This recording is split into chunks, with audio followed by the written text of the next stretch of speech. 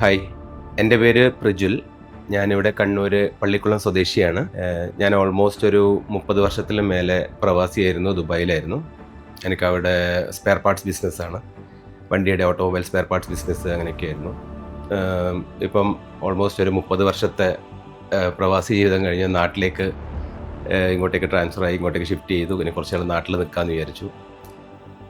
ഇപ്പോൾ വണ്ടീനെക്കുറിച്ച് പറയുകയാണെങ്കിൽ, ഞാൻ ഓൾമോസ്റ്റ് കൂടുതൽ യൂസ് ചെയ്തൊരു വണ്ടി ടൊയോട്ടയാണ് എൻ്റെ ബ്രാൻഡിന് കൂടുതൽ യൂസ് ചെയ്തൊരു വണ്ടി. അപ്പോൾ അങ്ങനെയാണ് ഞാൻ ആക്ച്വലി നെക്സോൺ EV നോക്കാമെന്നുള്ള ഇതിലാണ് ഞാൻ KVR ഡ്രീം വെഹിക്കിളിൻ്റെ അവരുടെ ഷോറൂമിലേക്ക് പോകുന്നത്. അവിടെ പോകുന്നു. ഞാൻ അവിടെ പോയപ്പം നെക്സോൺ EV നോക്കി.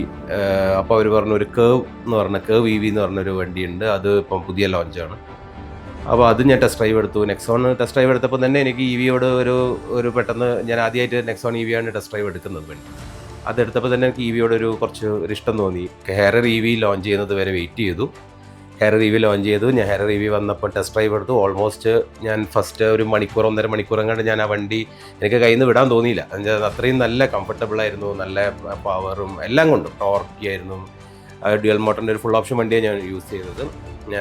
എനിക്ക് ആദ്യത്തെ ഫസ്റ്റ് ടെസ്റ്റ് ഡ്രൈവിൽ തന്നെ എനിക്ക് ആ വണ്ടി ഭയങ്കരമായിട്ട് ഇഷ്ടമായി.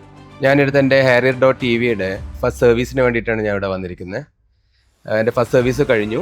അത് 1000 to 2000 കിലോമീറ്റേഴ്സിൻ്റെ ഇടയിലാണ് സർവീസ്. അപ്പം എൻ്റെ ഫസ്റ്റ് സർവീസ് ഞാൻ ഇവിടെ നിന്ന് വണ്ടി കൊണ്ടുവന്നു. I am very happy with the service. First service ആയത് കാരണം കൂടുതലായിട്ട് ഒന്നും ചെയ്തില്ല. അതിന് ജസ്റ്റ് അവർ ജനറൽ ചെക്കപ്പ് ഉണ്ടായിരുന്നു. പിന്നെ അതിൻ്റെ ഒരു വിൻഷീൽഡ് വാഷർ അങ്ങനെ ഒരു കോംപ്ലിമെൻ്റ് ആയിട്ട് തന്നു. പിന്നെ അങ്ങനെ വളരെ ചെറിയൊരു എമൗണ്ടാണ്, അറൗണ്ട് 300 റുപ്പീസ് അങ്ങനെയാണ് അതിൻ്റെ ഒരു ചാർജ് വന്നിട്ടുള്ളത്.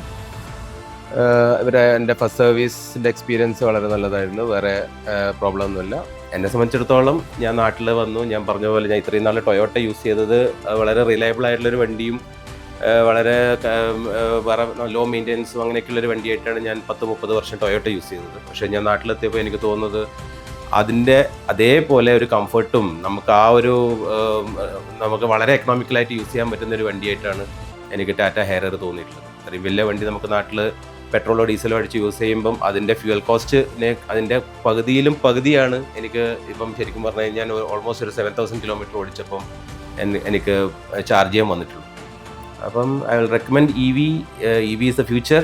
അപ്പം ഞാൻ എല്ലാവരോടും പറയാം, ഇനി നെക്സ്റ്റ് നമ്മൾ ഓരോ ഫ്യൂച്ചറിൽ പുതിയ ടെക്നോളജി വരും. അപ്പം പുതിയ ടെക്നോളജി എന്താണെന്ന് അറിയണം, അത് ഓടിച്ചറിയണം. അത് അനുഭവിച്ചറിഞ്ഞാലേ അതിൻ്റെ രുചി മനസ്സിലാവുള്ളൂ. അപ്പം ഇതൊക്കെയാണ് എനിക്ക് പറയാനുള്ളത്. ടാറ്റ EVനെ കുറിച്ച് എനിക്ക് പറയാനുള്ളത്.